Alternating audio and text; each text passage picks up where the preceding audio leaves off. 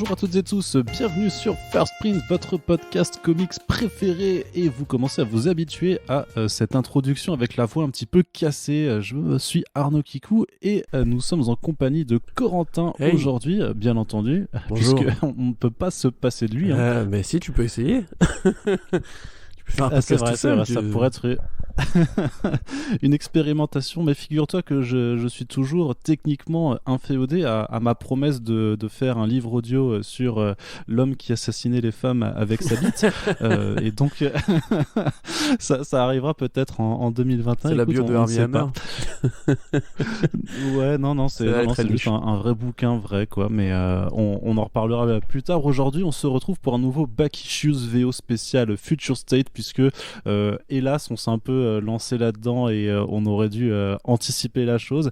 On s'est dit qu'on allait vous proposer là pour ce début d'année un suivi semaine après semaine sur les titres de Future State de DC Comics. Bref, petit rappel. Mais sinon, on vous renvoie vers les deux précédents Back Issues VO qui y sont consacrés. Future State, c'est un événement sur 2 mois que DC propose avec une sorte de parenthèse futuriste pour vous emmener à la découverte de situations inédites pour les personnages de DC que vous connaissez bien, donc dans un potentiel futur de l'univers DC qui sera plus ou moins exploité par la suite avec leur grande initiative Infinite Frontier. Et en plus de ces situations inédites, il y a également de nouveaux personnages, de nouveaux héros qui portent les costumes les plus emblématiques qui soient. Bref, c'est censé être peut-être un point d'entrée ou alors en tout cas une proposition nouvelle pour les lecteurs qui suivent DC depuis pas mal de temps.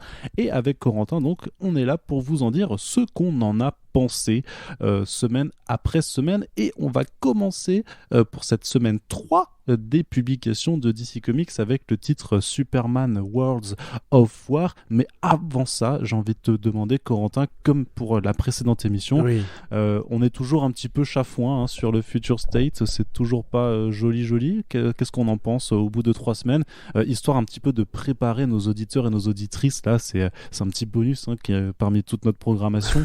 Voilà, c'est histoire de leur dire, bon, est-ce que vous allez être dans une émission où vous avez de plus en plus l'impression d'avoir affaire à des vieux blasés, ou est-ce qu'on a quand même des raisons de se réjouir un petit peu avec nos lectures ? Alors pas forcément. Non, disons que c'est un peu compliqué effectivement cette semaine. Mais c'est un peu mieux que la semaine précédente, je trouve. Il y a un meilleur rapport quantité-qualité. Mais surtout, en fait, le problème, c'est pas tellement que nous on soit blasés, parce qu'à la limite, effectivement, je pense qu'il y a une fatigue qui s'établit au bout de tant d'années à l'ère du DC Comics. Et en plus, plus tu lis, plus tu reconnais entre guillemets des erreurs qui ont pu être commises à un moment X ou Y. Tu vois, forcément, quand tu lis Future State, c'est dur de pas penser à 5 Years Later. Donc là, évidemment, enfin, à Future Zen. Donc là, évidemment, il y a des comparatifs qui sont, même pour les numéros comme Catwoman, comme les Gotham City Sirens, par exemple, où tu es obligé de te dire que, d'un coup, Gotham, c'est une ville cyberpunk où il y a des robots, etc. Enfin, c'est hyper bizarre par rapport au reste de la série. Mais surtout, c'est censé être un événement qui ouvre un peu les portes du nouvel univers DC. Et donc c'est là qu'on attend un peu la qualité, quoi qu'on veuille en dire. Le DC Universe Rebirth de Geoff Johns, ça avait donné envie d'aller voir ce qui se passait ensuite, ça avait donné envie d'aller voir un peu la suite, et ça mettait bien le pied à l'étrier du lecteur pour cette nouvelle période éditoriale. Là, pour l'instant, le Future State, c'est très chaotique, c'est très inégal, c'est très bordélique, et au final, il y a peu de projets, moi, qui pour l'instant me donnent envie en fait de revenir, et c'est un peu ça le problème, c'est que il faut taper fort, quitte entre guillemets à prendre des équipes créatives qui vont pas durer, mais dès les débuts, tu vois. Par exemple, Convergence avait réussi à récupérer quelques artistes de talent pour ouvrir la période suivante, comme Dan Jurgens par exemple, que là pour le coup, à part quelques coups d'éclat ici ou là, j'ai vraiment du mal à me dire que le nouvel univers DC, il va vraiment être tant différent au niveau qualitatif du précédent. Et c'est un peu ce qui me pose problème, c'est que moi j'étais prêt à repartir et à suivre limite 20-30 séries, parce que je suis fan de DC aussi, que là pour le coup je sais déjà quel tri je vais faire une fois l'événement passé, quoi. Ouais, alors après, c'est sûr qu'il y a aussi des titres qui ne vont pas continuer, ou en tout cas des personnages qui ne vont pas revenir immédiatement. Mais c'est vrai que Future State a ce truc, mais un petit peu comme Convergence à l'époque, c'est un peu la parenthèse avant le grand relaunch. Sauf que là, effectivement, il y a des pistes qui vont continuer d'être exploitées à part après. Et enfin, moi, ce qui me pose vraiment le plus de soucis en tant que tel, c'est plutôt sur le côté de l'accessibilité, parce que même si c'est un truc qui dure que 2 mois, t'es quand même censé avoir envie effectivement de découvrir ces personnages, ces univers, et qu'on te donne pas forcément les clés en main, qu'on te donne pas forcément des bons on va dire des bons indicateurs, tu vois, des bases. En fait, je trouve que c'est un petit peu difficile de se projeter par la suite. Si le but c'était juste de vous dire, bah voilà, pendant 2 mois, on vous montre un peu le potentiel de DC, donc tout ce qu'on peut faire, bah j'ai envie de dire, les gars, je sais pas. En plus, il y a vraiment un problème de cette question, et on va sûrement y revenir. De toute façon, on l'avait abordé la semaine précédente, mais la temporalité, il y a zéro indicateur. Il y a un manque d'éditorial qui est franchement hallucinant là-dessus. Bah ouais. De pas avoir alors, ils ont fait un magazine de previews où ils ont indiqué sur une timeline un peu où se situaient les différentes époques, mais tout le monde ne va pas sur le site de DC Comics pour aller regarder leur matériel promotionnel. Tout le monde ne va pas dans les comic shops forcément regarder ce genre de trucs de previews, et tout le monde ne suit pas les sites spécialisés qui rapportent cette actualité. Donc si tu débarques vraiment par pure curiosité, que tu prends un numéro Future State, un deuxième ou un troisième, et qui s'avère que c'est ceux vraiment qui te mettent un peu dans des mêmes endroits mais à des temporalités différentes, mais que tu sais pas comment forcément qu'est-ce qui se passe enfin Ouais. comment se situent les événements les uns par rapport à les autres. Je trouve que ça, là, vraiment, c'est pas évident. Tu prends l'aventure de Shiloh Norman, dont on avait parlé dans l'épisode numéro 1, enfin celui justement qui était tie-in à Man of Metropolis. Donc ce Mister Miracle là, par exemple, vit une deuxième aventure en dehors de la sphère de Metropolis, alors que le numéro dans lequel il sort de cette sphère n'a pas encore été publié.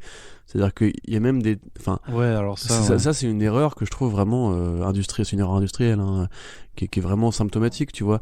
Et ouais, c'est même pas lié à l'histoire, mais par contre c'est lié juste à un planning de publication, c'est-à-dire pourquoi vous publiez la partie 3 d'une histoire dont le chapitre 2 doit sortir la semaine suivante. C'est ça. En l'occurrence, je me souviens quand on avait eu le débat par rapport au fait qu'on pouvait imaginer effectivement un nouvel univers DC avec une continuité qui était moins... plutôt un univers commun... Plus lâche, ouais. Ouais, c'est ça, une sorte d'hyper-temps, comme dirait Manu, un peu plus souple, où on pouvait laisser aux auteurs et aux artistes le droit d'aller explorer tel ou tel point de l'épicentre. Mais là, on voit en fait que ça trouve déjà des limites, puisque on s'y paume, on a du mal à trouver une cohésion d'ensemble. Et en dehors de quelques bulles comme à Gotham City ou quelque part, c'est encore pire parce que du coup t'es prisonnier en fait du statu quo cyberpunk, et si t'aimes pas le cyberpunk, bah t'es niqué. Et tu peux pas retrouver tes personnages en dehors de ce monde dominé par le magistrat. Moi je trouve vraiment que la plupart des séries, j'arrive pas à me situer, et je trouve quand même que on perd vraiment en fait l'intérêt de l'univers partagé quand justement t'as autant de trucs qui se passent à droite à gauche, tu vois, genre Kara Zor-El Superman, du coup, comme je l'avais dit, si t'aimes pas ce qui est raconté dedans, bah, c'est très facile de t'en passer en fait. Pareil pour Immortal Wonder Woman, comme ça se passe très très loin dans le futur, si t'aimes pas le style de Jen Bartel, bon en l'occurrence c'est très beau, hein, tu peux t'en passer, etc. Et en fait, il y a plus en fait ce qui faisait la force de l'essai comics, qui était justement cette capacité à marcher d'un même pas, quitte à après plus tard dans le temps observer des disparités, que là directement en fait tu sais très bien que si t'aimes pas tel truc, bah, c'est totalement dispensable, tu peux le jeter à la poubelle, on s'en fout, c'est même pas important. Et même au sein des séries Batman, franchement il y a quelques titres qui sortent du lot, mais il y a même déjà beaucoup de déchets, j'ai envie de dire, par rapport à l'utilité un petit peu de la cohérence géoglobale, donc c'est pas forcément la grosse joie pour l'instant. Voilà, mais on espère que voilà, que ça s'améliore un petit peu. Et puis de toute façon, ça reste qu'une parenthèse, hein, donc au pire, vous ferez des économies pendant 2 mois. Vous pourrez aller lire d'autres titres, et notamment en indé, puisque on vous l'a dit, il y aura un autre Back Issues qui arrivera d'ici la fin du mois pour faire un petit peu le point sur quelques titres indé et Marvel qui sont sortis également, histoire de pas non plus que se concentrer sur DC Comics, pardon. Et on va donc commencer, hein, faisons le point. Le premier numéro, donc je le disais, c'est le Superman Worlds of War, qui est assez copieux, hein, parce qu'il y a plusieurs histoires dedans. On va commencer avec le titre principal, Superman. Donc là, vraiment, pour se situer, c'est en 2030. Il faut savoir que le point de départ de DC Future State, c'est 2025, avec notamment la majorité des titres qui se passe à Gotham City, et donc là avec Superman World of War on est un peu plus loin dans le futur, on est à l'époque 2030 et on s'intéresse justement au vrai Superman, à Kal-El, qui a disparu de la Terre. Il n'est plus là, il est bien loin, puisque c'est John Kent qui a pris la relève sur Terre, et donc on découvre ce qu'il s'est passé concernant ce dernier avec un numéro d'introduction qui est vraiment là pour parler de Superman en tant que héros, et qui nous amènera en fait vraiment qu'au nouveau statu quo, que sur sa toute conclusion. Donc c'est de l'intro, et sachant que techniquement ce statu quo il est révélé un peu par la couverture. On va dire qu'il n'y a pas trop de grandes surprises là-dedans. Après c'est plus un exercice de style aussi, et surtout ça permet de voir Philip Kennedy Johnson sur du Superman, puisque c'est lui qui va reprendre les titres Superman et Action Comics à partir du mois de mars prochain. Et en l'occurrence, il est accompagné de Michael Hanin au dessin, donc c'est au moins la perspective d'avoir des planches très joliment dessinées. Corentin, le constat au sortir de cette histoire. Il est bon. Pour moi, c'est une bonne entrée en matière. Je rapprocherais ça limite justement du numéro de Mariko Tamaki sur Dark Detective, c'est-à-dire c'est de l'introduction au sens le plus introductif du terme, c'est-à-dire que là, en grosso modo, on va pas démarrer un arc, on va dire, on va plutôt poser un contexte et poser un regard un petit peu justement sur les choses. Donc là, en l'occurrence, c'est intéressant de voir qu'il y a une sorte de festival un petit peu à la Miracle de The Leftovers, où à Smallville, justement, des gens vendent des goodies Superman, vendent un petit peu le mythe de ce héros perdu. Certains s'organisent comme dans une sorte de religion avec la parole de ce nouveau Jésus, etc. Ça permet de confronter différents points de vue, différentes visions populaires de Superman, ceux qui le voient comme un guerrier, ceux qui le voient comme un héros, ceux qui le voient comme un bouclier envers les autres Kryptoniens qui pourraient un jour décider de revenir et d'envahir la Terre. D'ailleurs, c'est qui m'a fait beaucoup penser. Il y a un petit peu un parallèle dans l'imagerie, tu sais, avec, je suis désolé de te couper, avec les Viltrumides dans avec Invincible. Putain, mais j'allais exactement dire ça, mec. Ouais. Incroyable. Je te jure, j'y pense, mais c'est fou, oh là là, Arnaud, quelle équipe. Mais justement, c'est ce que j'allais dire, il y a un des Kryptoniens qui est moustachu, c'est celui que tu vois en premier, et directement tu te dis, ouais, t'as trop marrant et tout. Mais bref, on parlera d'Invincible bientôt, promis. Mais du coup, je trouve que ça marche plutôt bien. Alors, il y a des trucs dont je pourrais me passer, genre par exemple, un truc qui m'a fait beaucoup rire, c'est un jaune, c'est Superman qui empêche un attentat à Jérusalem, mais par contre, pour aller libérer la bande de Gaza, il y en a rien à branler, tu vois, enfin, c'est un truc un peu rigolo. Dans l'ensemble, c'est quand même super joli. Il y a effectivement cette symbolique. J'aime bien le mec qui imagine, par exemple, que Superman s'est barré sur une autre planète pour créer de la vie et tout, façon Dr Manhattan. Et le cliff de fin, finalement, il fonctionne carrément, quoi. Je trouve l'imagerie de Clark Kent dépouillé de ses pouvoirs et dans une fosse un petit peu, tu sais, façon fantasy cosmique à la Flash Gordon. C'est très World War... puis c'est très World War Hulk aussi, en fait. Carrément. Dans le contexte, c'est Thor Ragnarok pour la référence la plus connue, mais même World War Hulk s'inspire justement de John Carter, s'inspirait de Flash Gordon, de cette fantaisie un petit peu à l'ancienne. Même, tu vois, t'avais ça un peu dans Strange Adventures récemment aussi. Donc c'est cette fantaisie, cette science-fiction fantasy un petit peu classique, un petit peu rétro qui me plaît. Hanin, c'est Hanin, il fait le taf, il a rarement démérité. Oui. Ouais, c'est super beau comme toujours. Il a à la fois un dessin, un trait techniquement, qui est très agréable à regarder. Puis quand même, justement, quand t'as toutes ces scènes qui sont là pour un petit peu montrer ce qu'est ou ce que pourrait être Superman, t'as un sens de la mise en page, de la mise en scène. Tu vois, des compositions en fait qui sont vraiment très très riches. Donc c'est vrai que Michael Hanin, quand il parle de son art, les premières interviews que j'avais fait avec lui, c'était un peu compliqué parce qu'il disait juste que voilà, c'est comme ça qu'il le voyait, que ça se faisait naturellement, donc il a pas trop le sens de pouvoir forcément décrire sa façon de travailler, mais le résultat par contre il est toujours hyper impressionnant. C'est ce qu'on appelle un talent naturel, quoi. C'est le mec est né pour dessiner sans forcément y réfléchir des heures, etc. C'est juste c'est une brute au dessin et puis point, quoi. Mais du coup carrément je pense que le doublé Detective Comics et Superman, War of Worlds, machin, etc. pourra être un truc intéressant à suivre dans le temps. Pour l'instant, pour moi, c'est vraiment les deux lectures que je dégage du compromis Future State. Ce qui est du coup très paradoxal, parce que c'est les deux personnages les plus classiques de chez DC, donc Bruce Wayne et Clark Kent, qui sont d'ailleurs tous les deux un peu dans la même posture, c'est-à-dire que c'est plus vraiment les porteurs officiels de leur nom, Batman et Superman, ils sont tous les deux un peu dans la merde par rapport à une sorte de pouvoir dictatorial qui veut les castrer, on va dire symboliquement. Et ces deux dessinateurs géniaux que j'aime, que j'adore, Dan Mora et Michael Hanin, donc j'ai envie de dire que c'est plus facile de vendre un scénario qui effectivement est très introductif quand t'as des artistes aussi bons, mais c'est déjà bien de voir que DC Comics a compris sur quel personnage précis il fallait mettre les bons artistes, tu vois, parce qu'il y a d'autres numéros de cette semaine qui vont être un peu plus compliqués à défendre sur le plan graphique.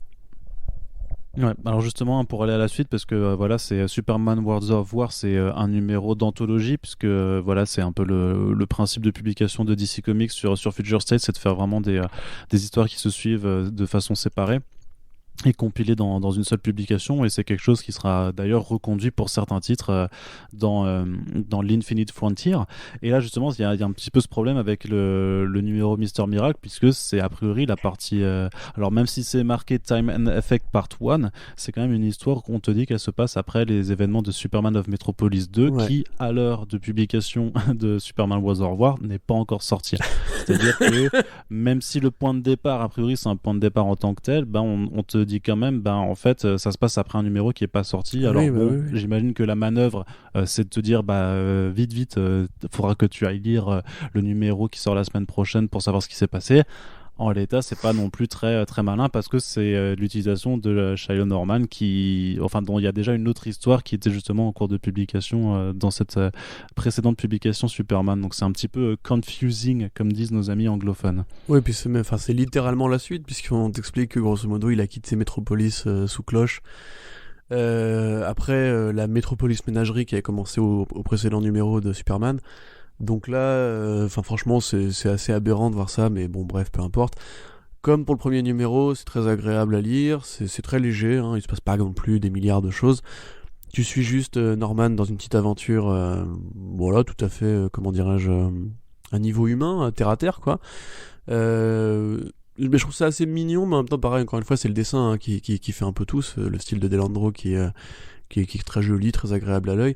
Moi, limite, je serais intéressé pour avoir un petit trade, un petit trade paperback tout mignon, justement, pour cette aventure doublée entre Metropolis Ménagerie et la nouvelle série qui commence là, pour les prochains numéros. Parce que même si c'est très court et ça raconte pas grand chose, ça reste agréable de revoir ce personnage-là. Limite, j'aurais préféré en fait qu'il reste à Metropolis et qu'il continue à développer un peu l'intrigue de ce côté un peu Under the Dome, tu vois. Mais bon, voilà, mais quelque part, en plus, ça promet du liant, parce que si tu veux, dans le numéro, il croise Midnighter, qui a le droit au tie-in du numéro, au tie-in suivant dans le même numéro. Donc là, on voit quand même qu'ils ont, et je pense que c'est ça en fait, ils ont essayé en fait de positionner ce tie-in là, parce que dans le scénario, il fallait qu'ils croisent Midnighter qui doit aller aider Clark Kent, donc ils l'ont mis là, et ils se sont dit bon, on verra plus tard pour le numéro 2 de la série qui vont, etc. A priori, ils peuvent sacrifier Shiloh Norman comme ça. Mais sinon, c'est quand même intéressant, parce que en filigrane, t'as quand même la réintroduction de l'équipe The Authority dans l'univers d'ici, de façon, dans le canon actuel. Donc ça, c'est pas inintéressant. Ouais, et donc là, du coup, je sais pas, j'ai pas grand chose de plus à dire sur le Mister Miracle de Norman. Comme c'est vraiment très, il va d'un point A à un point B, il croise des trucs, il touche avec sa Motherbox, c'est vraiment très léger en termes d'intrigue, Mais moi je trouve pas ça désagréable, et c'est du petit tie-in sympa, c'est inoffensif, grosso modo. Ouais, et justement, alors le Midnighter qui a droit à cette autre histoire qui est écrite par Becky Cloonan et Michael W. Conrad, donc qui seront les deux qui reprendront d'ailleurs la série régulière Wonder Woman en mars, avec Gleb Melnikov qui est au dessin, et Gleb Melnikov c'est celui qui dessinera le titre Robin également au mois d'avril. Donc des gens qui continueront chez DC là pour le printemps prochain, mais qui là nous font une petite histoire sur le Midnighter qu'on n'avait pas revu dans l'univers DC canon depuis pas mal d'années en fait. C'était l'époque DCU quand il était dans la série Grayson, puis après il avait sa propre mini-série par Steve Orlando. Et après il y avait Midnighter et Apollo. Publication. Ouais, en fait c'est là qu'on nous avait perdu de vue, effectivement. Donc il y avait eu, comme tu dis, avec Steve Orlando et Echo, la première série Midnighter, puis Midnighter et Apollo, qui n'avait pas duré longtemps, et depuis on voit que Snyder s'était un peu débarrassé d'eux, parce que quelque part Apollo c'est une parodie, ou plutôt un spoof de Superman qui a les mêmes pouvoirs, qui a les pouvoirs comparables, donc forcément c'est un peu gênant quand tu veux essayer de te débarrasser de Superman pour mettre Batman en avant. Là en l'occurrence, je sais pas trop quoi en penser, je t'avoue. Moi je suis un gros fan du Midnighter, j'adore le volume de Garcinis dessus, j'ai adoré ce que fait Steve Orlando dessus, j'adore comment Tom King l'avait écrit dans Grayson. Là je sais pas trop, c'est-à-dire que ça ressemble beaucoup à ce qui avait été fait avant. C'est-à-dire qu'on suit le Midnighter du coup qui va encore une fois d'un point A à un point B, qui avance dans une base où il va défourailler des types. Il y a des bonnes punchlines par-ci par-là, mais je trouve ça un peu confus. Il y a une symbolique que je comprends pas trop, c'est-à-dire que c'est à la fois blagueur au niveau un peu série B, avec des gros robots, mi-humains, mi-robots, des robots qui ont des Gatling à la place de bits. C'est un peu. Ça fait un peu penser, tu sais, aux mecs qui ont des tronçonneuses à la place de bits dans Crisis Young. Tout à fait, ouais. Mais en l'occurrence, Crisis Young, il y avait un propos, et là pour le coup, j'ai du mal un petit peu à le voir. Je sais pas trop. En fait, je te dis, le Midnighter, là, on le retrouve, on sait pas trop ce qu'il fout là, on sait pas trop ce qu'il est devenu depuis quelques années. Il fait ce que fait le Midnighter habituellement, c'est-à-dire grosso modo, il pète des gueules. C'est assez joli, je trouve. Il y a des effets qui sont pas dégueux, notamment au niveau de. Très sanglant en plus. Hein. C'est très sanglant, c'est très violent, ouais. Et il y a ce côté, tu sais, où la case devient jaune, ou comme s'il y avait une sorte de détonation qui fait des 3-4 fois dans le numéro. Puis voilà, ça finit sur un cliff de fin qui est évidemment très attendu. Enfin, dès la première page, tu sais très bien ce qui va se passer. Donc voilà, je sais pas trop. Moi, je suis fan du Midnighter, donc je vais attendre de voir ce qui se passe. Mais c'est déjà cool de voir que le personnage est réintroduit. Par contre, l'histoire en elle-même, si tu connais pas le Midnighter, t'es largué. Il y a aucun référent qui t'explique quoi que ce soit. Mais en fait, c'est un petit peu ça, c'est vraiment cet aspect. On vous présente des personnages, mais t'as l'impression que Future State s'adresse vraiment en fait à ceux qui les connaissent déjà complètement et qui sont là depuis des années. Parce que effectivement, si t'es un nouveau lecteur, bon, c'est vraiment pas évident. Alors on va pas le répéter non plus à chaque fois, puisque sinon on risque de vraiment d'être comme un disque rayé. Mais Future State, vraiment, c'est pas quelque chose qui a été pensé pour les nouveaux arrivants. Alors c'est peut-être une parenthèse pour les vieux avant que Infinite Frontier s'adresse vraiment aux nouveaux arrivants. Et en même temps, j'ai envie de dire que DC Comics a peut-être compris aussi que c'est pas avec les single issues que vraiment tu peux aller capter un nouveau public. Donc autant y aller à fond pour les gens qui connaissent bien cet univers, puisque ce sera plus les romans graphiques, jeunesse ou les titres numériques qui vont aller capter une nouvelle audience. Hein. C'est un petit peu la stratégie à double tête maintenant des éditeurs mainstream, c'est vraiment de se concentrer sur des marchés différents pour des publics différents. Donc à voir si ça payera ou pas, faudra suivre un peu les chiffres de vente. Donc pas du coup pas chez Diamond Comics, mais il y a le site Comic Run qui arrive à compiler un peu toutes les données. Et donc on verra bien si Future State arrive à capter l'attention. Et donc la dernière histoire, qui est peut-être le passage le plus faible de ce Superman Worlds of War, puisque c'est consacré au Black Racer, à une nouvelle version un petit peu du Black Racer, j'ai l'impression, qui est donc écrite par Jeremy Adams et dessinée par Sia Oum. Donc c'est plutôt joli. Clairement, mais alors dans ce que ça raconte dans cette version du Black Racer, franchement Corentin, pareil, hein, ça me laisse pas seulement de marbre, mais je suis très très confus en fait de cette lecture. C'est-à-dire que le Black Racer, normalement, c'est la mort dans le New Gods. C'est-à-dire que c'est ce personnage à ski. Parce que, voilà, à l'époque, Jack Kirby s'est dit qu'un surfeur cosmique, c'était pas encore assez bizarre, donc il a créé un skieur cosmique qui se trouve effectivement être noir et qui a une sorte d'armure de chevalier, qui cavale après les New Gods pour les tuer. Et plus tard, du coup, ils l'ont aggloméré dans Darkseid War pour en faire une sorte d'équivalent du Reverse Flash. C'est très bizarre comme ce qu'ils ont essayé de faire avec ce personnage-là. Là, pour le coup, il n'y a plus rien à voir. C'est juste un personnage noir qui se trouve apparemment être une sorte de coureuse automobile dans des courses de robots du futur et qui veut libérer... C'est un peu gun. Ouais, un petit peu, ouais. Et qui veut libérer des migrants, a priori, que Mongul retient en otage dans les sortes de salaire de la sueur, quoi, grosso modo. Je sais pas qui est ce personnage, je sais pas ce qui se passe dans ce numéro, je comprends rien. C'est très peu dialogué. Non mais c'est pas dialogué, on sait pas qui c'est, on sait pas pourquoi elle serait intéressante, quel rapport elle a à voir avec le reste de l'univers. Qu'est-ce que c'est que ce schmilblick, on sait pas si c'est vraiment la fille du Black Racer original. Enfin, tu vois, moi j'ai essayé de trouver un truc auquel me raccrocher, j'ai rien trouvé, donc je suis en mode bon, ok. Très bien, je ne sais pas qui tu es et ta vie a l'air relativement intéressante, donc pour l'instant je vais laisser le bénéfice du doute, mais j'ai un peu l'impression que c'est juste je sais même pas pourquoi en fait, je sais même pas pourquoi, parce que il ne manque pas d'héroïnes afro, il ne manque pas de personnages cosmiques ou même ou même spatiaux, quoi, pas forcément cosmiques, mais juste des voyageurs spatiaux X ou Y. Donc là j'ai vraiment du mal à faire le lien entre ce personnage là et le reste de l'univers. Donc voilà, je sais pas quoi te dire d'autre à part ça. Je suis en train de me demander, mais est-ce qu'il lui donne un nom? Est-ce qu'on sait l'identifier? Je me rappelle même pas. Non, il l'appelle Thing à un moment donné. Ouais. Je sais plus. Non, je me souviens pas du tout de savoir si elle a un nom, en l'occurrence. Ouais, non, donc vraiment particulier. Donc le bilan de ce numéro, c'est que c'est quand même pas inintéressant, quoi. Faut avoir envie de mettre le prix pour cette soixantaine de pages, mais c'est parce que je crois que c'est quand même 8 $ au final, quoi. Mais le ressenti, c'est que c'est plutôt quand même acceptable en fait comme lecture. Oui, bah le Superman en l'occurrence, enfin ce War of Worlds, ils l'ont pas trop bâclé. Après, c'est dur d'être critique parce qu'effectivement, il y a beaucoup de trucs qui sont compilés dedans. Des trucs qui sont plus dispensables que d'autres, je trouve. Mais voilà, enfin, j'ai envie de dire qu'au moins le Superman est réussi. Il ramène le Midnighter, ce qui est plutôt une bonne nouvelle. Je pense pas qu'il y aura une trajectoire particulière à attendre pour Shiloh Norman. Mais voilà, Non, enfin, ouais, non.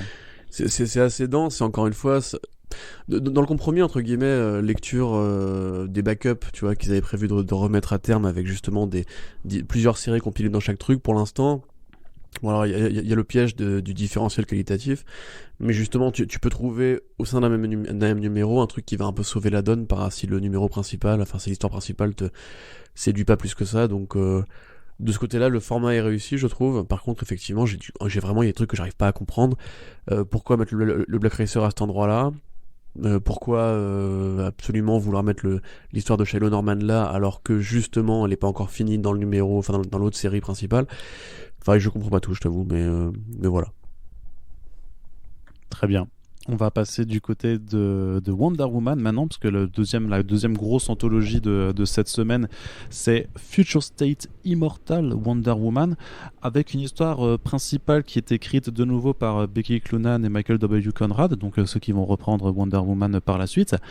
Et c'est dessiné par Jen Bartel, donc une artiste qui est très très connue, notamment pour ses variant covers qui sont très appréciés avec son trait. Et c'est aussi une artiste qui fait beaucoup d'opérations avec des marques de chaussures. Mais c'est ce que j'allais dire, dit comme ça elle est peut connue pour ses paraître chaussures rigolo, aussi. mais enfin ouais, non, mais voilà, elle fait des partenariats avec Nike, avec Adidas pour des sneakers sur Wonder Woman, sur Captain Marvel ou Thanos, et des produits qui sont parfois vraiment pas dégueulasses, quoi. Donc, mais là, vraiment, on la retrouve sur des planches intérieures. Alors, elle avait fait une série chez Image Comics en Creator Own, mais qui a pas trop marché. C'était Bird quelque chose, je me rappelle plus trop. Mais voilà, un titre de fantasy un petit peu urbaine, c'est un peu young adult qui était plutôt joli, mais qui n'a pas, a priori, pas assez fonctionné puisqu'on n'en a plus trop eu de nouvelles depuis. Et donc là, c'est bien de la retrouver sur Diana Prince, hein, vraiment c'est bien celle-là dont il est question pour la première partie de cette histoire. C'était Blackbird, voilà le titre chez Image Comics, je m'en rappelle. Et donc, d'un point de vue de temporalité, là, par contre, on est à la fin des temps, selon la timeline officielle de DC Comics. On est dans un univers, voilà, qui est très lointain, où justement les seuls personnages qu'on va croiser, c'est un peu justement ces personnages qui sont réputés immortels, puisqu'on va vraiment avoir une histoire qui se concentre sur les New Gods. On va retrouver également un petit peu le Swamp Thing, qui est dans un piètre état par rapport à ce qu'on avait vu de lui dans sa propre série. Bon, et grosso modo, il y a une force obscure qui est en train d'anéantir tous les mondes du multivers, qui arrive même à s'en prendre à aux planètes du Force World, à Apocalypse. Et Diana va devoir donc s'interposer là-dessus, livrer une bataille un peu ultime, hein, pour sauvegarder la Terre à la fin des temps, en compagnie des Amazones qui elles aussi sont là. Et c'est très très joli. Je trouve que, enfin voilà, Jen Bartel, il n'y avait pas trop de doute sur le fait que que l'artiste allait réaliser de superbes planches, notamment avec sa maîtrise des couleurs, hein. Je trouve qu'il y a certains plans, notamment des grandes splash pages qui sont assez incroyables, quand elles mettent Darkseid en scène, ou même les sortes de démons qui envahissent un peu l'univers. Malgré tout, ça pêche un petit peu quand il s'agit de faire des scènes d'action, justement, qui soient pas sur des splash pages, qu'il faut un petit peu découper tout ça. Je trouve que les coups, l'action est pas ultra bien, tu vois. Quand t'as une Diana Prince qui affronte Darkseid, t'as pas du tout ce sentiment de grandeur ou de puissance entre ces deux êtres qui est bien retranscrit, pardon. Et pareil, alors c'est aussi, hein, sur la direction, je suis pas certain de savoir où l'équipe créative veut aller. Alors toi, Corentin, je sais pas vraiment ce que t'en as pensé. C'est assez bizarre en fait d'avoir, tu sais, ce sentiment qui revient à chaque lecture en se disant bon, c'était pas désagréable à lire, mais je capte pas ce que vous voulez faire. Est-ce que déjà, je te pose la question, parce que je me souviens plus, est-ce que cette série-là, elle est amenée à durer dans le temps? Enfin, ce concept-là de fin des temps, de Immortal Wonder Woman et compagnie. Non, la fin des temps, pas forcément. Par contre, ce qu'on sait, c'est que Wonder Woman, après, dans Infinite Frontier, et notamment via la fin de Death Metal, elle est sur un autre plan que le reste des héros d'ici. Elle est dans la God Sphere. Ouais. Donc, elle doit, a priori, s'occuper d'affaires divines. Et c'est ça que vont écrire Cloonan et Conrad, du coup. Ouais, normalement ça doit être en partie ça, ouais. Bah du coup j'ai vraiment, enfin je me rends compte parce qu'on nous a fait le reproche qu'on était un peu trop critique avec l'événement. Mais effectivement, si on est fan de Jen Bartel, si même on aime juste collectionner les belles planches, ça a fait le boulot. J'ai vraiment du mal à voir quel est le rapport avec le schmilblick, encore une fois, quoi. C'est pourquoi vouloir raconter la fin des temps de Wonder Woman alors que justement quand on quitte Wonder Woman à la fin de Death Metal, c'est pour découvrir potentiellement de nouveaux multivers, la God Sphere, les dieux créateurs, patati patata. Que là, bah, ça devient, encore une fois, c'est hyper fataliste, quoi. C'est la fin du monde, tous les humains sont morts, Clark, il est vieux, il est grisonnant, Swamp Thing, il est en train de crever, enfin. Et à la limite, c'est joli, mais pourquoi c'est toujours cette espèce de lecture fataliste sur le futur déliquescent, ou même le futur apocalyptique, en l'occurrence, que là, c'est vraiment biblique, quoi. C'est le bien, le mal, une bataille finale sur fond de fin des temps, quoi. Donc, j'ai pas trop compris ce qu'on essayait de me dire, en fait. Peut-être que voilà, on essaie de me dire que Wonder Woman est une sorte d'oméga ultime pour l'univers DC, et que c'est elle qui à la fin mènera bataille contre Darkseid quand il ne restera plus que le bien et le mal pour s'opposer. Je trouve ça curieux. Ouais, quelque part, tu sais, c'était déjà un petit peu même le message. C'était un petit peu même le message qui était donné avec Death Metal au final, et c'est quand même de façon assez évidente par rapport à la popularité de l'héroïne sur les adaptations de Warner, mais que DC essaye quand même d'installer Wonder Woman comme son nouveau pilier central au final, même au détriment de Batman ou Superman, quand bien même ces deux-là vendent beaucoup aussi. J'imagine que quand le film The Batman arrivera, que le shift éditorial sur Batman va se refaire, mais tu as vraiment quand même cette insistance sur Wonder Woman, c'est l'héroïne la plus importante, c'est le personnage le plus important, même au-delà de la segmentation des sexes. C'est vraiment ce nouveau pilier central pour la survie de l'univers DC Comics. Après, si tu veux, ça je l'avais compris à partir du moment où elle a battu le Darkest Knight, tu vois, donc elle a battu l'équivalent de Satan ou de Kefka ou de Sephiroth dans l'univers DC. Donc je sais pas, je trouve ça, si tu veux, c'est pas désagréable comme tu dis, en fait. Tu le lis, tu te dis bon, ouais, pourquoi pas, ça peut limite justement faire une sorte d'appel à l'oméga ultime, on va dire, justement, voilà, de la vraie fin de l'univers DC, canoniser la vraie fin de l'univers DC, qui n'a jamais été envisagée, je crois, jusqu'ici, ou en tout cas pas sous cette forme-là. Mais, enfin si, oui, remarque, je suis con, il y a Red Son de Grant Morrison et Mark Millar, mais... il y a DC 1 Million aussi, je sais pas, qui allait très très loin. Ouais, c'est vraiment, t'as raison. Mais là, en l'occurrence, c'est vraiment, enfin, on te dit pas quand c'est, on te dit juste, c'est la fin du monde, c'est vraiment, c'est biblique, la fin des temps, c'est ça. C'est ça, c'est le livre de révélation, etc. Donc, je sais pas, moi, pour le coup, je trouve ça vraiment, je sais pas quoi en penser, c'est dommage quand tu fais un podcast critique, parce que justement, je te dis, je l'ai lu, j'étais en mode, ouais, bon, ok. Et puis, tu vois, moi j'ai envie de voir justement maintenant la God Sphere, je veux suivre la suite de Death Metal, puisqu'apparemment c'est quand même la seule série qui prend vraiment une suite directe à Dark Knight's Death Metal, c'est celle de Wonder Woman. C'est cool de voir Bartel faire des intérieurs, c'est cool de voir Cloonan à l'écriture avec Conrad, mais derrière ça, le numéro en lui-même, pour moi, c'est pas un must-have, tu vois. Je recommanderais pas de l'acheter, à moins d'être très fan du style de Bartel, ou d'avoir, oui, cette espèce d'appétit pour Wonder Woman qui se traduirait par une envie de collectionnisme, mais derrière, enfin, je vois pas encore une fois en quoi ça introduit quoi que ce soit vis-à-vis de la suite de Infinite Frontier.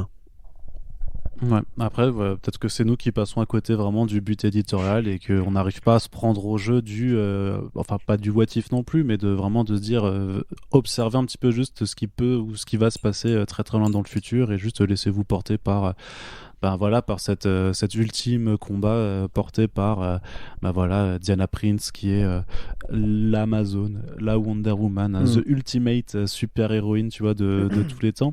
Bah dites-nous dans les commentaires. Ouais, c'est ça.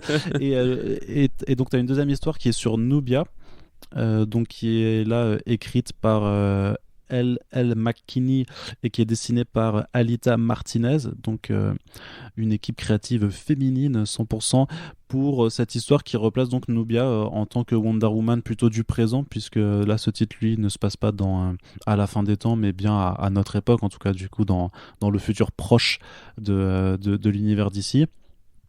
Et voilà, un affrontement contre Grail aussi, la fille de Darkseid qu'on n'avait pas revue depuis pas mal de temps, qui était dans le titre Wonder Woman justement, un principal, notamment sur la fin de règne de J. Willow Wilson, et quand Steve Orlando avait aussi un petit peu repris le titre.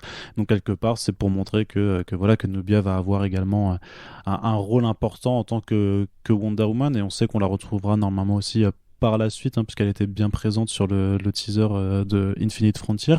Donc là, j'imagine que c'est plus un début d'histoire qui est là pour habituer le lectorat en fait à la retrouver un petit peu sur les devants de la scène, parce que Nubia, donc qui est donc cette Wonder Woman noire, n'est pas souvent mise en avant au sein des publications de DC. Après, pareil, dans ce que ça raconte, on a le droit de lever un sourcil plus ou moins interloqué, puisque c'est difficile il y a podcast de l'angoisse. Il y a quand même pas mal de teasing. Hein? Ouais, je suis en train de me dire, putain, mais qu'est-ce qu'ils vont penser? Pessimiste, mon gars, c'est chaud. Ouais. Bon, grosso modo, voilà. Mais en l'occurrence, moi, je suis quand même plus enthousiaste, c'est que là, je vois, comme tu dis, une intro pour une série de long terme, ou en tout cas un projet éditorial, tu vois. Là je vois, on recanonise Nubia, comme tu dis, on retourne un petit peu sur cette mythologie olympienne, olympique, athénienne, comment on dit, grecque, voilà, normalisée avec le videur là, qui est un minotaure avec qui se polish les cornes avec de l'extrait d'ananas. Et on voit ce côté Nubia qui va être la Wonder Woman un peu afro, avec une parabole un peu afro justement dans sa mythologie à elle. Pourquoi pas, tu vois, moi c'est vraiment genre pourquoi pas, il faudra voir dans le long terme si le premier arc il est bien, etc. La colo est pas dégueu, il y a des effets de colo qui sont pas désagréables. Le dessin, je trouve malheureusement qu'il est un peu classique, mais à la limite, tu vois, je trouve pas ça agressif au sens de on sait pas où on va, tu vois. Là, quelque part, j'ai l'impression que quelqu'un sait au moins où le scénario va aller. Ce qui n'est pas le cas pour beaucoup de projets Future State. À la limite, tu vois, il faudra juger sur le long terme si la série Nubia, c'est-à-dire s'il y a une série Nubia, et si ce personnage-là évolue pour de bon. Et si c'est pas juste, genre, on tend une canne à pêche à une équipe créative en mode genre, essayer de ferrer le public, et si ça marche, on vous fera une série. Bon, mais voilà, pour l'instant, j'ai envie de dire qu'au moins ça rappelle l'existence de ce personnage qui est agréable au demeurant, qui en plus aura le droit à son projet, enfin son roman graphique chez DC Kids. Donc voilà, tu vois, enfin je sais pas, moi sans forcément être hyper emballé, j'ai envie de dire que ça me dérange pas plus que ça, et j'attendrai de voir un petit peu ce qu'ils vont en faire avant de me faire une opinion définitive. Très bien, Corentin. Très bien, je te remercie. Et on va quand même pouvoir passer maintenant à des titres qui sont un peu plus concis encore que non. C'est vrai qu'il y a Future State, The Next Batman 2 qui est dans la suite et qui lui aussi est un titre à portée anthologique. Alors voilà, c'est le deuxième numéro sur 4 pour The Next Batman, avec l'histoire principale de John Ridley Ford et Nick Derrickson, qui est donc là pour introduire un nouveau personnage sous le costume de... C'est Laura Braga en l'occurrence qui dessine. Ah oui, j'aurais fait une erreur dans... Nick Derrickson fait les breakdowns seulement. Enfin les découpages. Ah d'accord, ouais, d'accord. Voilà. Enfin, il fait, d'accord, ouais. Donc il est pas au dessin complètement. Pardon, j'avais pas noté ce petit détail. Je te remercie, Corentin. Mais je t'en prie, c'est normal. Et donc The Next Batman qui est là pour mettre un personnage noir sous le costume du Chevalier Noir, et ceci sans jeu de mots. Et enfin, on apprend en fait. Là, vraiment, c'est le numéro où on va découvrir qui est ce Chevalier Noir, et aussi un petit peu quel est ce qui le sépare un petit peu de Bruce Wayne en tant que Batman, puisque là clairement John Ridley Ford expose un peu le dilemme moral qu'a ce personnage par rapport à comment on doit traiter les criminels, puisque toute l'histoire principale c'est vraiment de suivre donc ce personnage là à la recherche donc de personnes qui ont tué quelqu'un, qui ont assassiné quelqu'un, et donc à la fois de retrouver ces criminels tout en continuant d'échapper aux forces de la police qui sont de plus en plus vénères aux ordres du Magistrate pour se débarrasser de tous les héros qui portent un masque, et Batman c'est un peu l'ennemi numéro un. Et plutôt intéressant du coup vraiment dans ce traitement du quelle est sa position morale à ce nouveau Batman par rapport à la façon dont on traite dont on traite les criminels. C'est un peu le truc de est-ce que enfin, c'est presque le Punisher, tu vois. C'est est-ce que les gens qui ont commis des crimes méritent de mourir, en fait, tu vois. Est-ce qu'ils méritent d'être évacués, en fait, du système judiciaire / carcéral normal, parce que de toute façon, ils sont à perte. Ouais. Comment t'as trouvé ça? Même si l'exemple qui est donné est forcément un peu facile, puisque c'est un pédophile. Donc, évidemment, oui. Quand t'es un parent qui bute le mec qui a violé ta gamine, forcément, j'imagine que oui, c'est plus, comment dirais-je, gris au niveau moral que juste t'es un enfoiré de criminel et tu mérites d'aller en tôle. Mais mine de rien, voilà, je respecte l'effort. J'aime bien aussi le propos sur la privatisation des corps de police, puisque pardon, je suis vraiment désolé, j'ai très mal à la gorge. On va explorer enfin le côté c'est quoi le magistrat, c'est quoi les peacemakers. Là on dit bien que c'est des flics, enfin c'est d'anciens flics sous contrat, c'est des mercenaires en fait, voilà, c'est des private cops. Qui eux n'en ont rien à foutre de rendre la justice, ils sont là pour une mission qui est traquer les masques, et c'est tout, ils sont pas là pour justement imposer une quelconque mission sociale particulière. Donc c'est plutôt intéressant, ça connecte un petit peu avec un propos qui est très vieux dans la fiction américaine, qui est justement le rapport entre privatisation, groupe interarmés et les forces publiques entre guillemets que devraient être les condés. Donc ça c'est plutôt cool, effectivement je trouve ça plutôt bien écrit, je trouve ça, c'est un peu dommage qu'on abandonne déjà le côté un peu ghetto qu'il avait commencé à poser avec Nick Darrington par rapport au gang des Bane, qui moi m'avait plutôt intéressé. J'aurais bien vu une sorte d'iconographie justement, après ça reviendra sûrement, mais des gangs un petit peu justement latinos inspirés par le dictateur de Santa Prisca. Mais dans l'ensemble c'est probablement l'un des très bons, l'un des bons numéros de la semaine. C'est pas encore très bon, il y a encore quelques faiblesses. Je trouve que ce Batman-là est plutôt bien écrit, il est effectivement plus nuancé que Bruce. On quitte un petit peu justement 2-3 archétypes, donc c'est cool.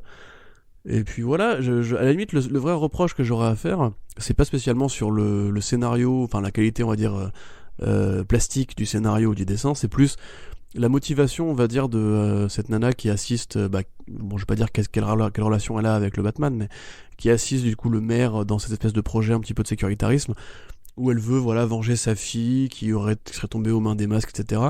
Et je me faisais la réflexion par rapport au premier numéro, où il y avait un propos un peu social, qu'on oublie de dire en fait que souvent les enfoirés qui imposent le sécuritarisme n'ont pas besoin que leur fille ait été tabassée par la racaille, on va dire, pour devenir de villes enfoirés. Et ça c'est encore une fois une sorte de nuance un petit peu pour qu'on comprenne pourquoi les méchants font ce qu'ils font, qui est pour moi un peu dispensable.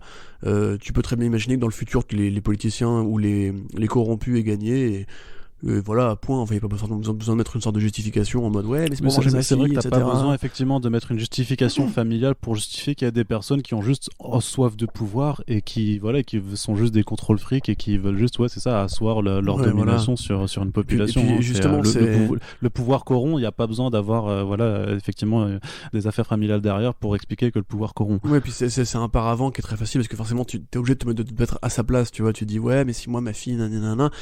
Sauf qu'en définitive, au prétexte que sa fille ait été agressée, tabassée, mise dans le coma, etc., alors peut-être par un super-héros, peut-être par un super méchant, etc., au final elle va quand même priver de liberté toute une ville de millions de gens, donc c'est pas forcément particulièrement plus compréhensible, mais bon, voilà, ça c'est l'Amérique et le côté la famille d'abord, etc. Donc ça reste en tout cas une bonne lecture, j'étais assez content, et d'ailleurs j'étais aussi assez content du premier tie-in du premier compagnon qui se cache dans ce numéro-là, qui est la série. Alors tu as Bad Girls. Ouais, Bad Girls, merci.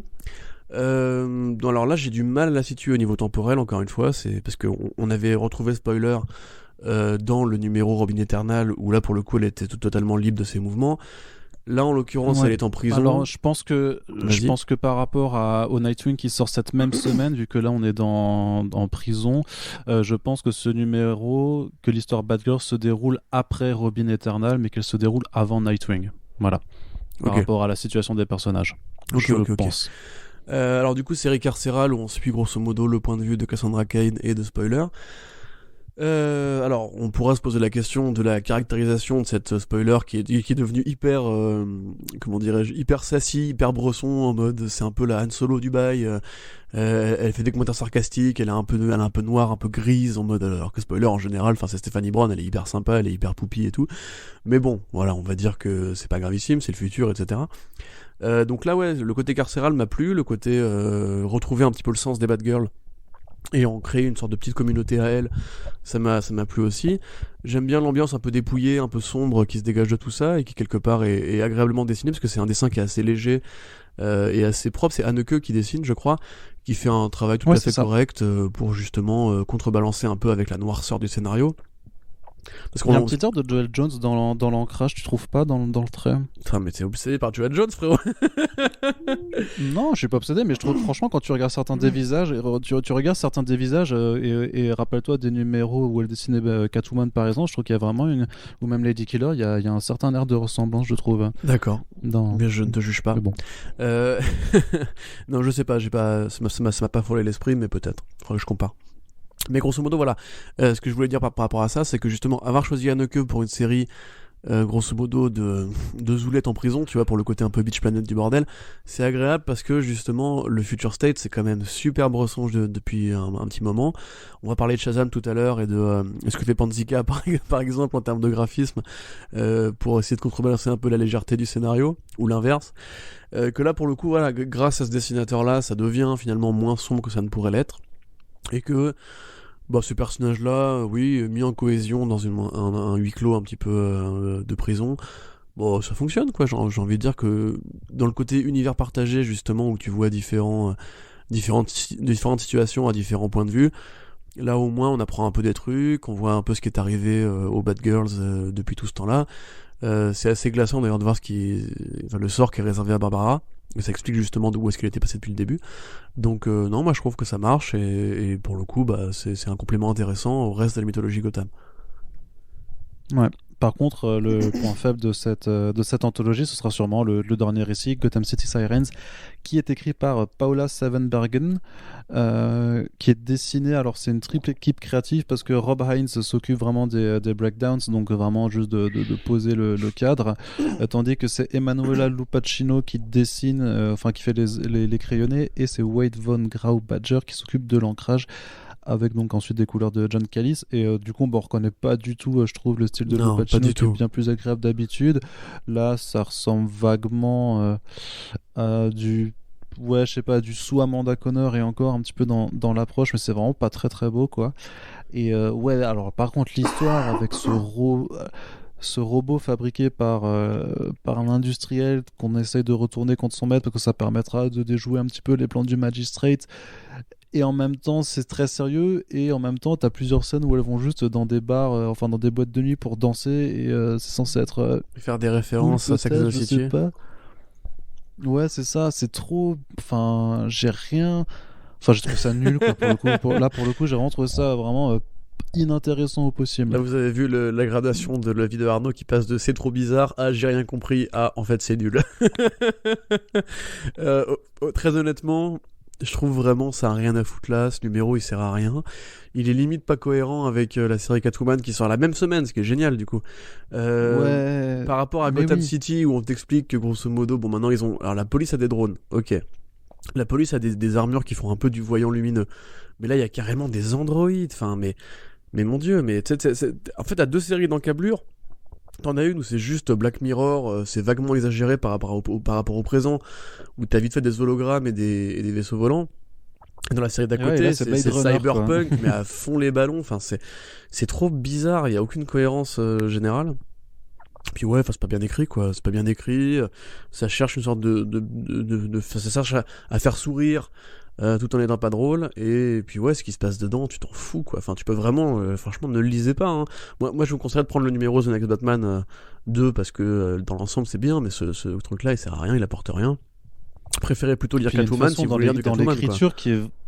Ouais, puis dans l'écriture, il y a vraiment des poncifs d'écriture où un personnage va expliquer ce qu'il voit pour que tu comprennes ce que c'est au lecteur, et t'as l'autre qui lui répond oui, ça va, on sait, comme si c'était enfin comme si elle essaie de désamorcer le fait qu'elle se sent obligée d'écrire ce qu'elle voit. Tu sais, quand t'as les robots qui arrivent et elle décrit vraiment, elle dit ouais, les cyber ce sont des patrouilles robotiques qui ont été designées machin truc pour faire ceci et ça, et t'as Catwoman qui lui répond oui oui ça va on sait, mais mais le lecteur le savait déjà aussi en fait, ou alors trouve une autre façon de décrire ton univers que plutôt de le faire dire par ton personnage, parce que c'est vraiment très mauvais en fait. Si t'es obligé d'expliquer par un faux dialogue comme ça ce qui se passe, c'est que bah ouais, c'est qu'il faut revoir ton histoire ou revoir ton écriture et revoir l'installation de ton univers. C'est assez problématique quoi. Ouais, et puis ce truc de droïde domestique là, mais casse-toi, c'est nul. Franchement, Ouais, non, désolé, hein, mais pas bon. là pour le coup, ouais, je suis vraiment désolé pour Paola, mais ton script il est pas bon, vraiment. Mais bon, constat quand même de 2 histoires sur 3, c'est quand même pas trop mal pour cette anthologie. Et on passe donc à la suite. Allez, donc il reste plus que 3 numéros, ça ira un petit peu plus rapidement parce que là ce sont des histoires complètes, toutes simples.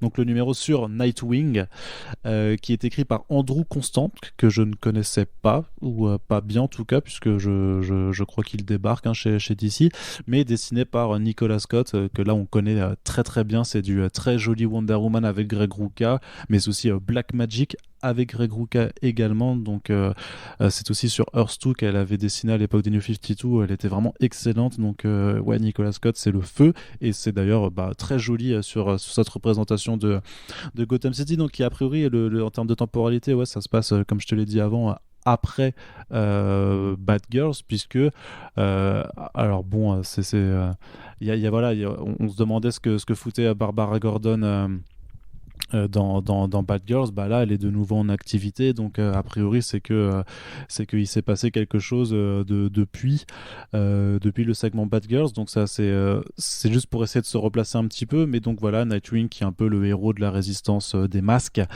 qui va rencontrer ce nouveau Batman, et ça franchement c'est cool d'avoir cette interaction et de voir un petit peu comment Constante s'amuse à jouer avec le rapport qu'entretient habituellement Dick Grayson à Batman quand c'est Bruce Wayne, puisque c'est son mentor, c'est le modèle, et puis là c'est un autre Batman, donc il y a un autre rapport entre les deux. C'est quelque part ils se toisent un petit peu à égalité cette fois-ci, il n'y a pas de hiérarchie, donc je trouvais ça plutôt amusant.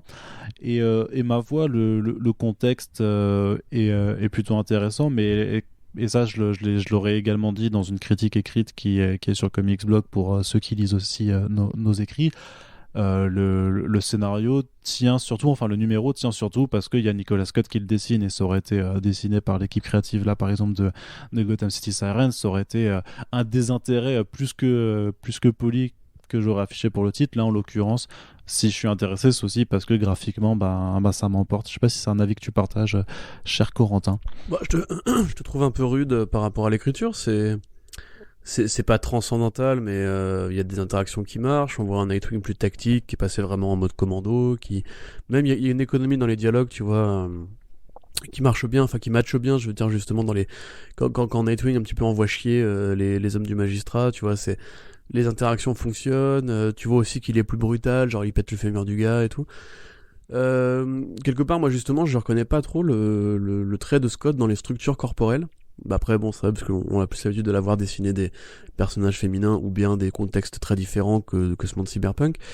Mais ouais, ça marche, et par rapport justement à la cohérence de Gotham City, je trouve elle arrive à trouver un compromis intéressant entre justement ce côté futuriste et ce côté c'est la Gotham classique, c'est des grands bâtiments, c'est des quartiers en ruine laissés à l'abandon et tout.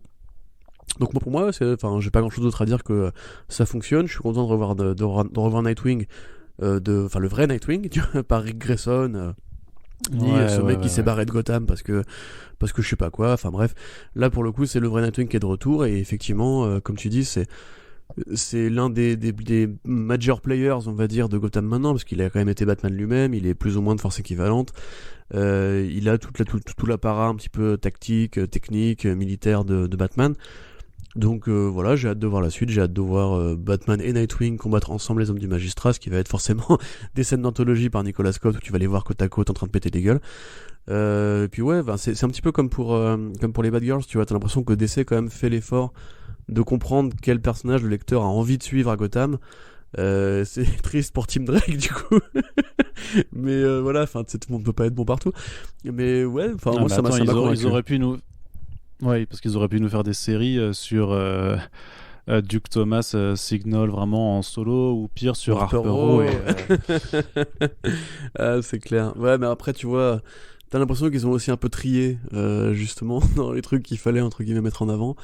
Maintenant qu'il y a le Batman, enfin comment dirais-je, Batman, Batwing, etc. Est-ce que Duke Thomas va être aussi important dans le futur? J'ai de gros doutes là-dessus maintenant que Snyder est plus là, mais on verra plus tard. Yes. Donc voilà, donc plutôt bon constat quand même, hein, pour ce numéro Nightwing, qui est ma foi plutôt sympathique, hein, sans trop de reproches à lui faire. Ensuite, on a également Catwoman. Catwoman qui pour moi est peut-être par rapport aussi à l'investissement que tu dois avoir, parce que voilà, quand même si tu as 2 numéros sur toi dans une anthologie, que tu vas au prix fort, c'est parfois un peu rageant, mais là par rapport à un single issue, Catwoman c'est peut-être celui le plus intéressant de cette 3e semaine. Tu me diras si tu es d'accord avec quand Selina Kyle qui fait bon, grosso modo qui fait un braquage en essayant de détourner un convoi, pour essayer de sortir là-dedans des prisonniers qui sont déportés par le magistrat, qui décidément a tous les apparats du totalitarisme et du néonazisme, en tout bien tout honneur, hein. Voilà, c'est des méchants, des vrais méchants, et il y a notamment des prisonniers plus ou moins importants là-dedans, et ma foi, je trouve que Ramvi s'en sort pas trop mal avec ce mélange d'Ocean's 12 et de transpersonnage un petit peu, vu la configuration du train en question. Complètement, mon gars.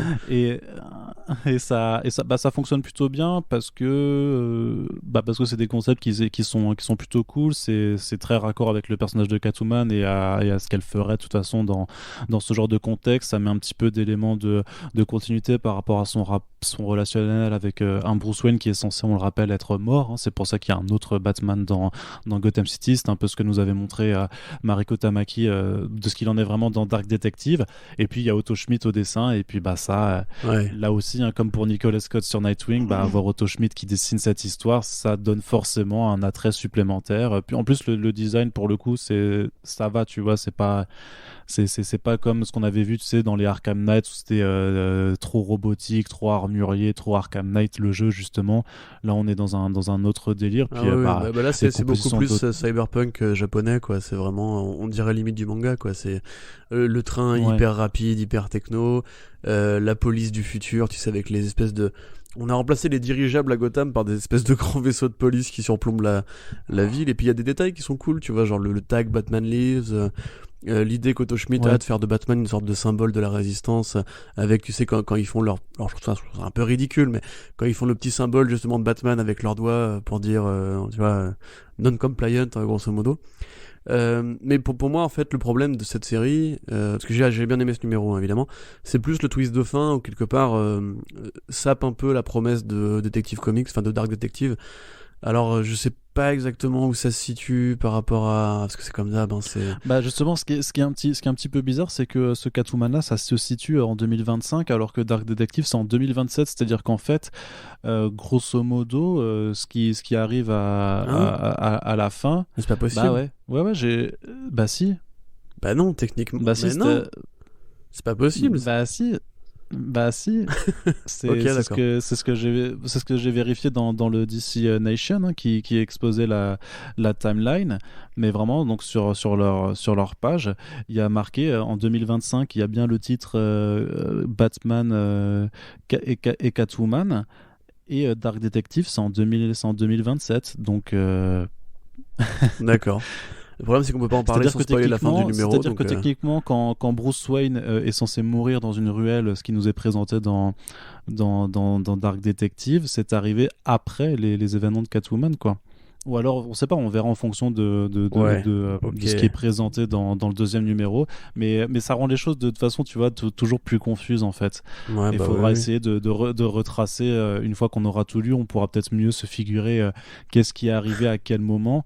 Mais voilà, c'est effectivement quand tu essaies d'un petit peu de suivre tous les titres, même juste dans l'enclave Gotham City, tu te dis merde, mais il y a des choses que j'arrive pas vraiment à bien replacer. Ouais, pour moi c'est pire que bien remplacé, c'est carrément incohérent, mais ok, bon, pourquoi pas à la limite. En tout cas, voilà, effectivement, moi, c'est comme d'hab, j'ai toute confiance en Ramvé pour faire du boulot. Par contre, tu me demandais est-ce que c'est le meilleur numéro de la semaine. Techniquement, oui, c'est le meilleur. Après, bon, j'oublie pas du coup l'introduction de Superman World's At War. Mais à la limite, je trouve que Nightwing peut-être nourrit plus son homme, enfin même limite The Next Batman en fait nourrit plus son homme dans le côté qu'est-ce qui se passe à Gotham en ce moment, quel va être le statu quo éventuel de ce futur un peu brouillon. Et Catwoman me paraît peut-être plus anecdotique au sens où c'est un bon titre.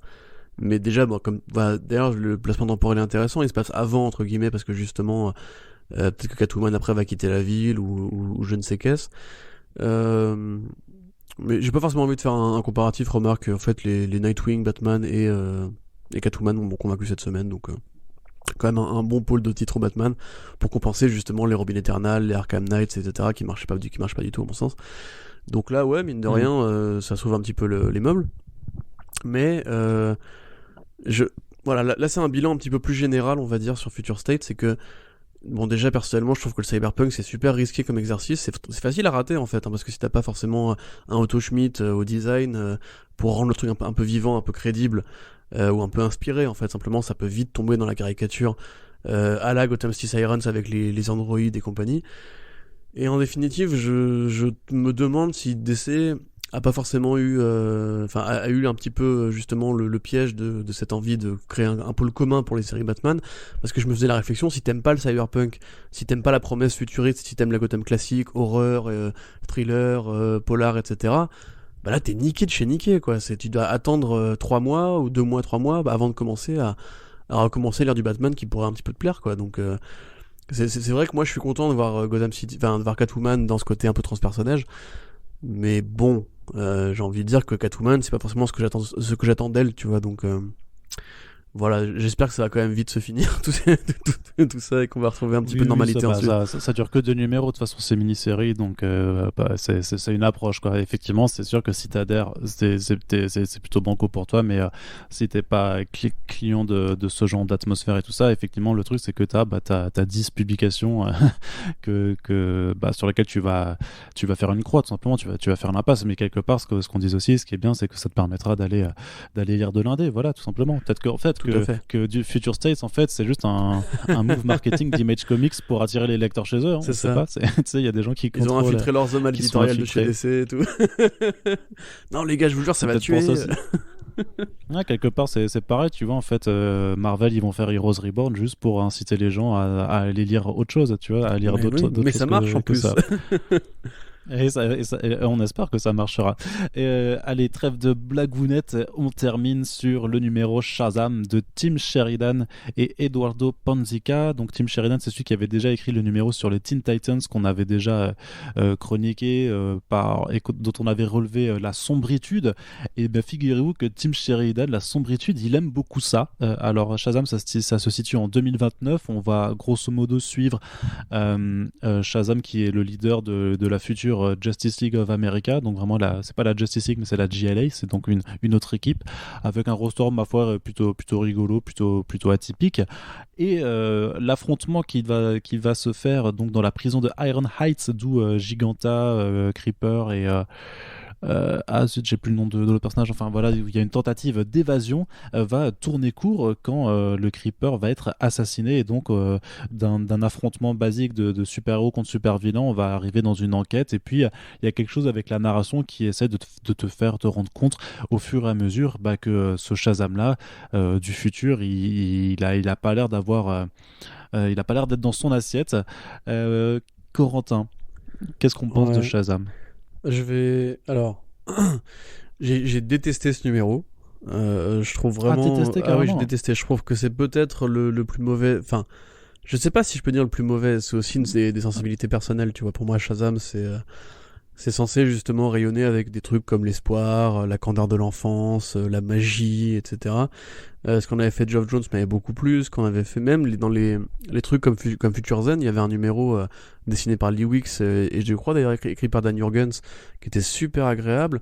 Le doublé de Evan Shiner sur Convergence était génial. Enfin, pour moi, justement, c'est un personnage qui...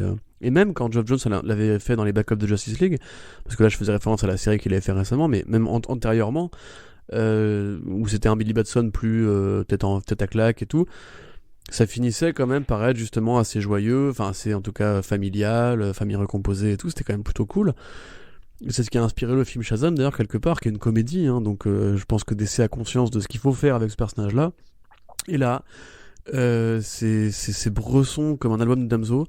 C'est noir, c'est gris, c'est déprimé, enfin, c'est la mort, c'est le meurtre, des collègues de patrouille qui s'entendent pas, qui s'engueulent, la question qui est le pire stéréotype à la Rorschach vraiment que tu puisses imaginer, et puis la fin, enfin, c'est genre, c'est comme si tu vois, on prenait les Teletubbies, et on en faisait un gonzo dégueulasse avec du sang et d'un boucaquet à la fin. Enfin, c'est franchement, je trouve ça quand même super chelou. Et Shazam, c'est pas censé être le personnage qui va vers le Bresson. Et comme tu dis, Tim Sheridan, je sais pas, parce que pareil, les Teen Titans, alors ça peut être noir, hein, évidemment, mais généralement c'est une série qu'on lit parce que c'est des ados qui ont un petit côté soap, un petit côté rom-com. T'as Cyborg qui est cool, t'as Beast Boy qui est léger. Alors déjà, ils fusionnent les deux dans Titans, ce qui est super bizarre. Mais là, pour le coup, enfin, c'est noir. Je sais pas, mais est-ce que les mecs ont conscience qu'ils sont des caricatures d'eux-mêmes, quoi? On fait chier DC Comics depuis 10 ans avec les New 52 en leur disant, les gars, dis donc, ce serait quand même bien. Vous voyez que vous pouvez rire aussi des fois, vous pouvez vous amuser avec vos personnages. Et là, ils prennent les Titans pour en faire un truc super noir. Et ils prennent Shazam, qui est quand même le mec facile à écrire si t'as un peu gardé ton âme d'enfant, on va dire. Et ils en font vraiment, genre, c'est... Oh là là, mais vraiment, non, j'ai détesté ce numéro. Je sais pas quoi te dire à part ça. Je l'ai ouvert, je l'ai pas décroché pendant toute la lecture et je l'ai fermé. Je me suis dit, est-ce qu'il nous reste un peu de joie et d'optimisme sur Terre? Et après, je l'ai jeté à la poubelle. Non, c'est pas vrai, parce que je l'ai pas acheté. Mais donc voilà, ouais, grosso modo, non, mais... même le dessin de Pantsika qui est super lourd, enfin c'est pénible à lire. Je trouve c'est écrasant, c'est réaliste. Là, quand le Creeper se fait chlasse. Oh là là, j'étais en mode, mais putain, déjà le Creeper quand il apparaît, t'es en mode, oh là là, le Creeper, super. Après il se fait chlasse, t'es en mode, mais putain, c'est graphique et tout. La scène qui se passe un petit peu en enfer, t'as envie de dire, mais putain, mais détends-toi. Par rapport à Haneke, comme je disais, qui arrive à contrebalancer avec un trait qui est quand même plus cartoony, plus léger. Un scénario qui est assez rudaille quand même. Là, pour le coup, c'est double dose de violence, tu vois. Enfin, non, j'ai pas aimé. Je te laisse la parole. Ouais, bah là où je te rejoins, c'est que j'ai vraiment du mal à comprendre ce choix d'orientation, voilà, ultra sombre pour ce personnage en particulier, même si on comprend bien au fur et à mesure de la lecture que, enfin, c'est justement, c'est en fait, et du coup, on va vraiment, enfin bon, même si on a déjà évoqué à chaque fois des points d'intrigue de chaque numéro, voilà, l'idée c'est de faire un bilan et donc de parler un petit peu de ce qu'on a lu, mais là on va vraiment spoiler pour le coup sur ce qui se passe. Donc vous pouvez quitter le podcast vraiment si vous voulez absolument vous garder la surprise et nous réécouter plus tard quand vous aurez lu le numéro. Voilà, j'ai fait une pause exprès. Les gens sont voilà, nous sommes seuls maintenant. Oui, c'est pas Billy. Mais oui, voilà, c'est pas Billy, voilà. Donc c'est pas Billy, et je trouve que dans l'écriture, il y a quand même quelque chose qui est bien foutu avec son script, avec la répétition de ces scènes, un petit peu façon Un jour sans fin, tu vois, et des répliques comme ne m'appelle pas Billy, tu vois, qui prend tout son sens avec la révélation finale, qui est donc que Shazam et Billy Batson ont été séparés en tant qu'entité. Mais le truc, c'est que Shazam, c'est quand même, je veux dire, ça, même sans Billy Batson, c'est quoi? C'est la sagesse de Solomon, c'est tu vois, c'est la vitesse de Mercure, tout ça. Il y a un acronyme qui fait que c'est que des qualités. Et en tant que tel, je comprends pas comment ce personnage peut se laisser corrompre. Je sais pas qu'est-ce qui le motive à agir comme ça, mais même avec tout le futur, même avec voilà le passage du temps, mec, c'est tout.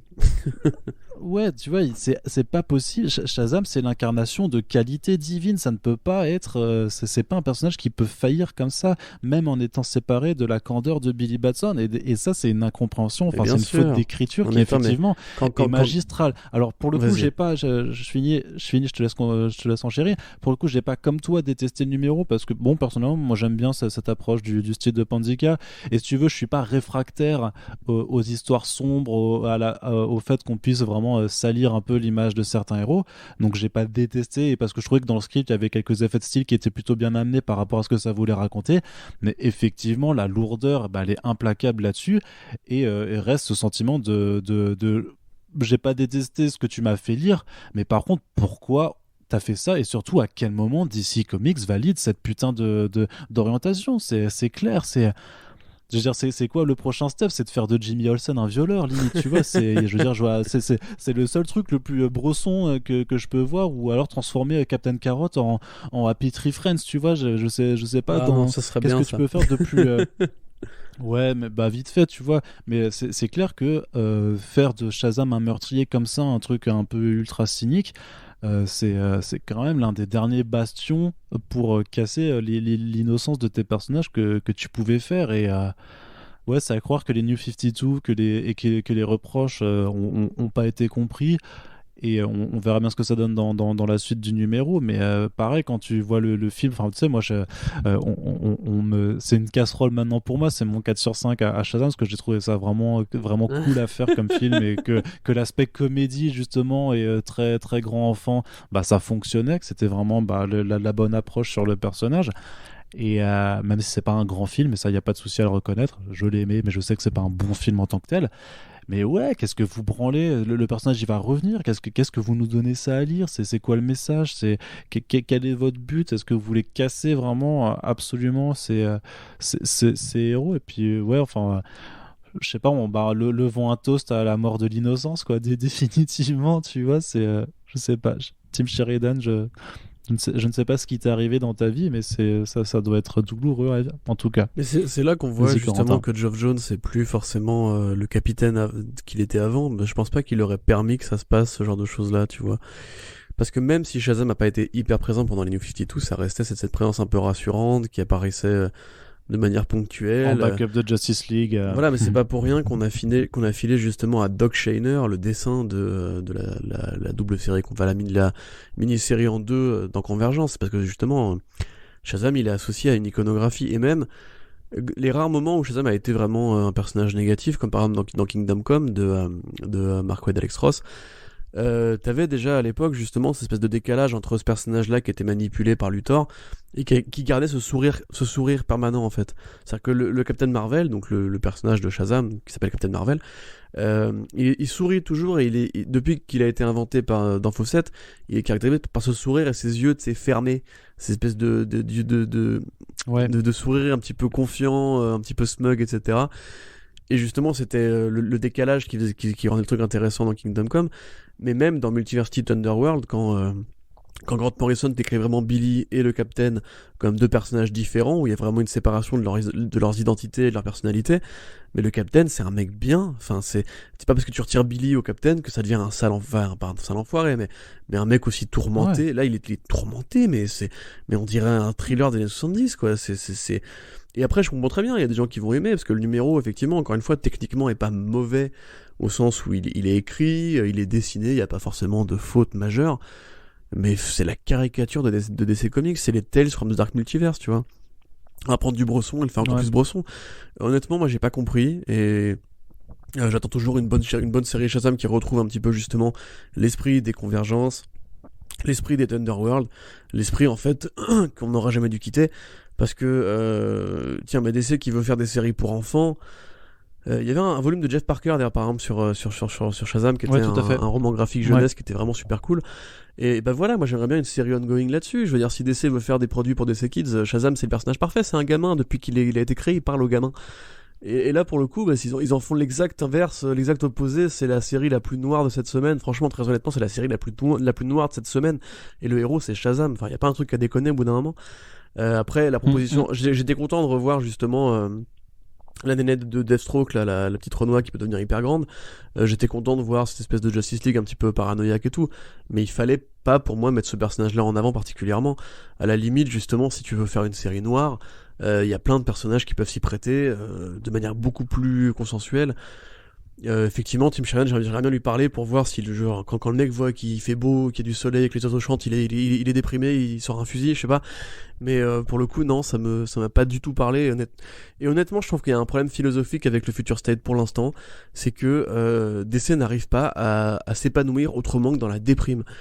Immortal Wonder Woman, c'est quoi? C'est la fin du monde. Le Future State de Gotham, c'est quoi? C'est une dictature de magistrats avec des super flics, carcérales, etc., etc.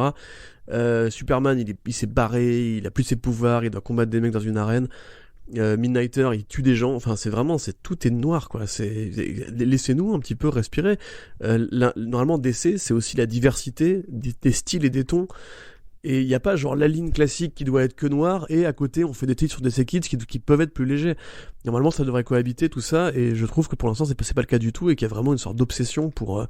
dès que c'est le futur, c'est forcément déprimant. Alors que non, c'est un problème plus général, ça, tu vois, qui a été relevé dans plein de secteurs, hein, sur le fait que quand tu fais de l'anticipation, en fait, très rarement les auteurs et les autrices arrivent à imaginer des futurs où les choses ont bien évolué. C'est assez rare. Quelque part, c'est un peu la norme de se dire que dans l'anticipation, il y a forcément quelque chose qui déconne, et ce depuis, je sais pas, 1984 et même avant, tu vois. On n'est jamais très serein quand on essaye d'envisager le futur.